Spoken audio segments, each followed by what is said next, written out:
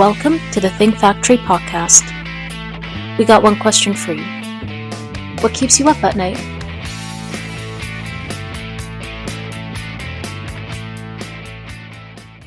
Hello and welcome to the Think Factory podcast.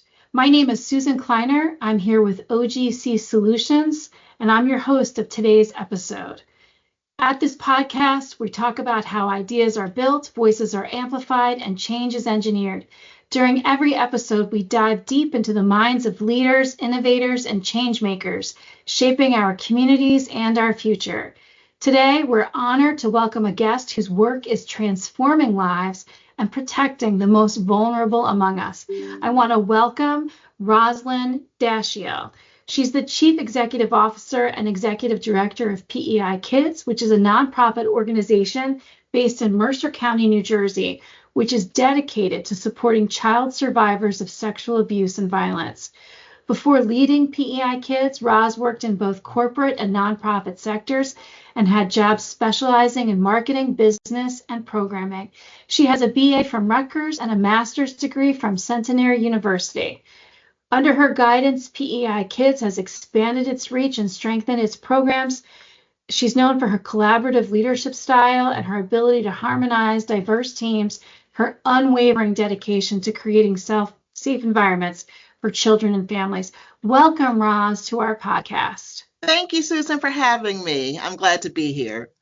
Well, that's quite an impressive biography. And I know that one of the things that interests me the most, and I know will interest a lot of our listeners, is how you transitioned from your corporate background into nonprofit leadership. What inspired that shift? So, I did spend, the first, 2 decades of my career in the corporate sector. I was working in the financial services industry, doing marketing. I did a lot of it. It was an exciting job, quite honestly, especially, coming just a few years out of college. I did a lot of national and international travel, meeting with large financial services and insurance companies, household names we all know, selling marketing and advertising campaigns to them. So I did that work for about 12 years. And quite honestly, it was hard work. I put in long days. And when I put my head on a pillow at night, I just didn't really feel like I was making a difference. I didn't feel personally fulfilled by the work I was doing. It was financially rewarding, but I just wasn't getting a sense of personal satisfaction from the work I was doing. So I decided to go back to school. That's when I got my MBA. And I wanted to apply my business skills to the nonprofit sector. So that was a bit of a different mindset, coming out of a business environment and a business background and going into the nonprofit sector. But I really felt like those skills were transferable from the business world to the nonprofit sector, because even nonprofits have to be financially solvent. They have to be financially sound in order for their work to be sustainable. So I really felt like I could lend some of those business skills to this sector. So that's when I decided to make the transition. Wow. So you weren't feeling the personal satisfaction. So you've been doing it now, working in a nonprofit for, I think, 14 years. Is that Correct. right? Yes. And would you say that, you checked off that box? Like you put your head down on the pillow at night and you know that you're making a difference, right? Well, I see it every day. Yes. So I definitely feel much more fulfilled in the work that I'm doing now. I can really see from day to day the clients that come to our office, the families that I have the privilege of meeting and that we work with. I can see that we're making a difference in lives now. So that is much more fulfilling work. And I just, it keeps me motivated every day.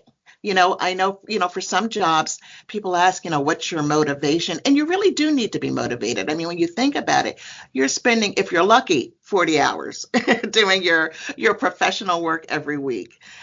So, you really have to be motivated to put that kind of time and energy into it.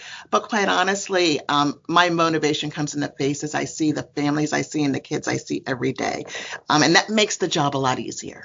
Hard work, but it feels much easier now. For sure. Now, you talked about how you brought with you your business acumen, and certainly some of that is financial, which is so important in the nonprofit sector. But I'm betting that there are other, leadership or management experience that have helped shape your approach that you learned in the private sector. Can you speak at all to that? Sure. Well, I got to tell you, in the private sector, I got to see a lot of really good management, and I got to see poor management. And you can learn from both, quite honestly. So one of the things that I found very valuable is that, especially, when you're working in top management, you typically have leaders reporting to you. Leaders don't want to be micromanaged. So I've learned, and I learned very quickly, hire people you trust and let them do their jobs.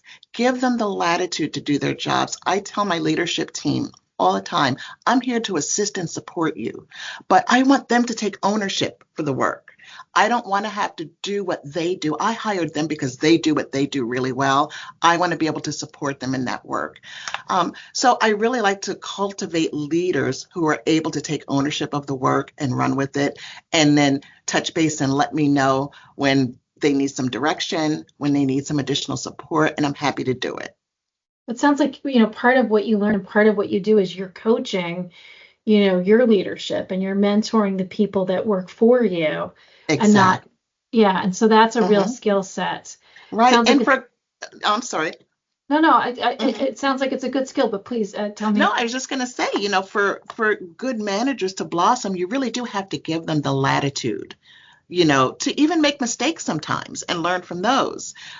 So yes, I definitely like to certainly provide the coaching and support, and then step back and really let my managers grow and blossom. I think you just touched on something really important, which is the latitude to make mistakes, right? Mm-hmm. I think that so often in our business and personal lives, we're so fearful and we're so hard on ourselves. And I think that making mistakes along the way is part of our learning process, right? Absolutely. Absolutely. No one is going to get it right 100% of the time, especially the first time out, or especially if you're being innovative. You're doing things that typically there's no roadmap for, there's no track record for. So you've got to allow for that and expect that, and making mistakes, I don't see that as a failure. You've learned a way that doesn't work. So now you can approach it the next time a little smarter. So I just think that's part of the process, especially if you're going to be an innovator. So thanks for going into that background, but can you just give our listeners some information about PEI Kids and what their mission is and the communities you serve? So sure, I'll start with the mission. So our mission at PEI Kids is to foster child-safe communities by consistently delivering expert crisis, preventative, and intervention programs addressing personal safety, sexual abuse, and the overall well-being of vulnerable children. That's a mouthful. But, to really, make it simple, we really make a difference in children's lives, especially, most people, let me back up and say, PEI Kids has been around for 40 years. We're celebrating our 40th anniversary this year. Congratulations. Thank you. We're really excited about that. But even now, many people, even here in Mercer County, will say, I never heard of PEI Kids.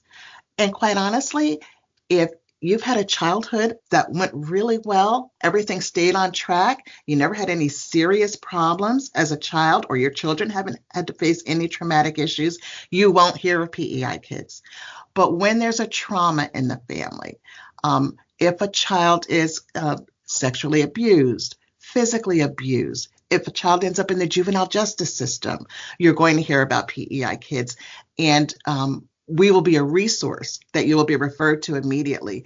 So the leaders and the institutions in the community know who we are, the family courts, the schools, the teachers, and the educators, because they know we're a safety net and a safe space for children who have been through trauma or who are going through a very difficult time in their childhoods. So we provide clinical services, including one-on-one counseling, addressing a range of issues. As I said, trauma from sexual abuse, children who may have anger issues, children who may have issues around grief and loss. Often we're dealing with issues related to violence, children who've been exposed to violence. And that manifests in a number of different ways, from depression or anxiety or anger or aggression. So we really get down to the root causes of what's impacting that child's behavior. And so often people respond to the immediate behavior, and think that, oh, something's not right. This child is acting out. Something's wrong with the child. Well, actually, the child's response is very normal given what they've been through. So let's get down to the root cause. And that's the work we do with kids who are having a difficult time.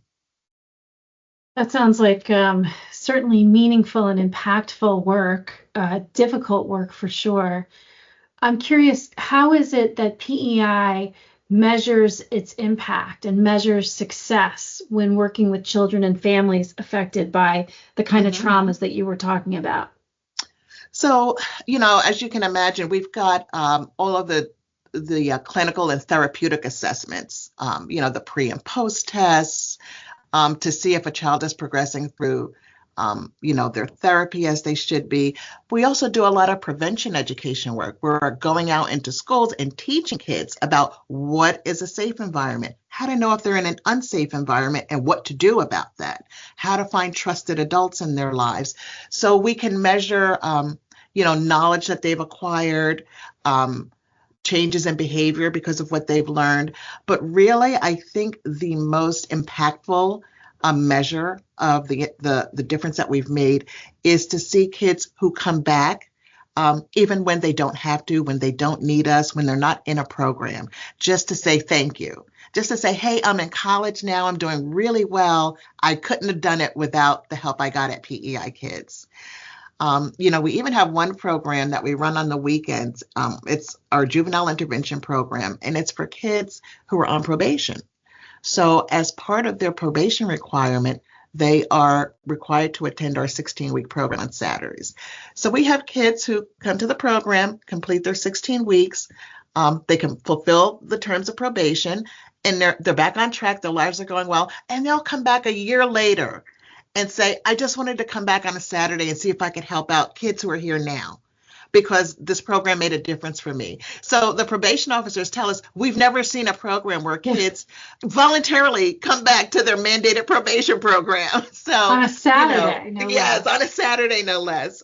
So, when we see things like that, we know we're having an impact and we're making a difference. Well, that's got to feel good. But I know that, the stories that you hear, the things that, not only the children and families are exposed to, but your staff gets exposed to, and really has secondary trauma, in dealing with this. And it's great to have those good stories and those good impacts, but what do you do to, help your staff, deal with this and keep morale up and, keep people employed and happily employed, Right. What do you do? Well, I will say, I have an amazing team, not just the leadership team, but even the support staff that they hire. And I think that's got to be the case in nonprofit, because you do this work not for the money, but because you're committed to the work and you have a passion for the work. At the same time, we want to take care of our staff and, as you said, be aware of those issues around that secondary traumatic stress that can happen when you're hearing horrible stories, quite honestly, day after day. So we do have some policies around that. I insist that all my staff take all their PTO time. Yeah. We don't want carryover. We don't want you turning in time. Take your time. Sometimes you don't realize you needed it until you take it. I've had to take a page from my own book and start walking the walk too, because I was one that used to give back PTO time. And it's just, you're not doing yourself or anyone a favor when you can't bring 100% of yourself to the job every day. So that's one of the things I'm really adamant about, that people take their PTO time, and we allow folks to take what we call wellness time. So our part-time staff has, legally it's called sick time. We insist that they use it as wellness time. Just take that day to recharge. It's paid time off, use it. So when they feel like they just needed some time to recharge, we encourage them to use that time. And then we have the things that, that you would typically see in a corporation, like employee assistance programming, where staff can get free counseling, up to 10 one-on-one counseling sessions with a professional therapist at no cost, no co-pays, no impact on their insurance. So we're always looking to have the best possible employee assistance programs we can. Well, that's important. And it's actually, I think for a lot of people, that what you're talking about is the importance of taking time off and respecting other people's time off. Like, unfortunately, I think some of that is kind of a cultural shift, right? Since Correct. so many of us are work, work, work, work, work, Mm-hmm. I think it becomes that much more important, especially with the hard work that you do. And I will say that was one of the changes I saw coming from the corporate into the nonprofit sector, because the nonprofit sector is so human services driven. There really is a deeper respect for work-life balance, and making sure that, like I said, you're able to show up 100% every day for the people you're there to help. That's really important. So I know that public support and community support is really important for nonprofits. Mm-hmm. And given the work that you do and the nature of it, I'm curious what the role community partnerships play in the success of your organization.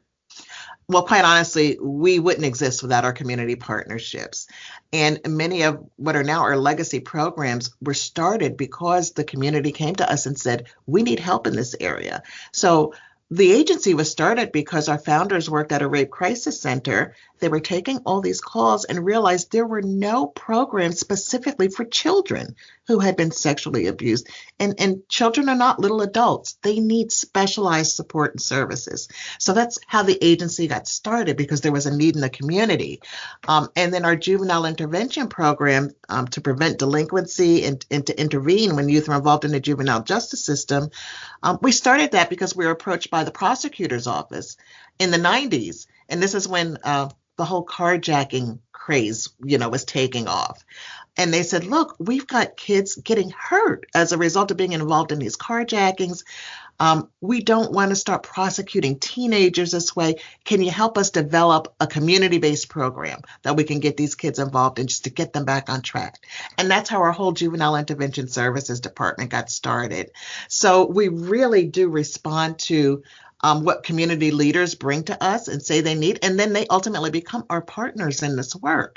So we have very close relationships now with Mercer County Prosecutor's Office, with Family Court, with a number of school districts throughout Mercer County to do our prevention education work and go out and teach kids how to be safe. So those partnerships really have made us who we are today. And also the financial partnerships are really important too. So we have corporate partners in the community who are really dedicated to uplifting families and children and, really meeting the needs in our communities locally. And they've really made a difference for us as well, because even though it's wonderful to be able to do great work, it does cost money to do the work. So we need the financial support as well. That's always a part of nonprofits, right? Like, yes, it's especially if you're involved in a board or something. I mean, everybody wants to, it's one of the most important parts, I would think, when working with boards is, development work, and that includes, making connections, and it's an important part of nonprofits. Right. So what is your vision for PEI Kids going forward? Well, quite honestly, I really see PEI Kids as an indispensable resource in child safety education, and ensuring that children are empowered and safe from the risks of violence, abuse, and neglect and delinquency.